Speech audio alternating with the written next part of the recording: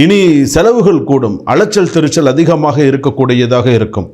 சிலருக்கு பார்த்தீங்கன்னா வீண் கவலையால் தூக்கம் பாதிக்கக்கூடிய சூழ்நிலைகள் உண்டு. புகழ்பெற்ற ஆலயம் சென்று வருவீர்கள். மருத்துவ செலவுகள் அதிகம் உண்டு. கடன் பிரச்சனைகள் ஒன்று போனால் ஒன்று தீரும். தாயாருடைய ஆரோக்கியம் சீர்கெடும். அம்மா இருக்காங்கன்னா அம்மாவுக்கு பார்த்தீங்கன்னா உடல்நிலை பாதிப்பு வரும். அதே போல் அடுத்ததாக எதிலும் பொறுமை நிதானம் தேவை. தொழில் மந்தப்போக்கு காணப்படும். வீண் செலவுகள் அதிகரிக்கும்.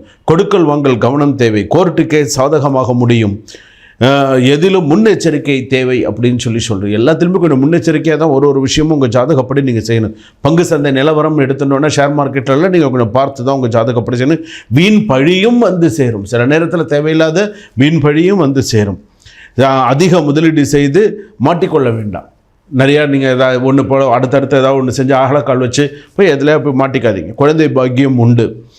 அதே போல் விவசாயம் ஓரளவுக்கு செழிக்கக்கூடியதாக இருக்கும். அதே போல் மாணவிகள் படிப்பில் கூடுதல் கவனம் செலுத்த வேண்டும். அடுத்ததாக பார்த்திங்கன்னா உங்களுடைய தேவை சில விஷயங்கள் பூர்த்தியாகும் அப்படின்னு சொல்லியிருக்கு. சில விஷயங்கள்லாம் உங்களுக்கு பூர்த்தியாகும், சில விஷயங்கள்லாம் சக்ஸஸ் பண்ணலாம் அப்படின்னு சொல்லி மிதுன ராசிக்கு இருக்குது.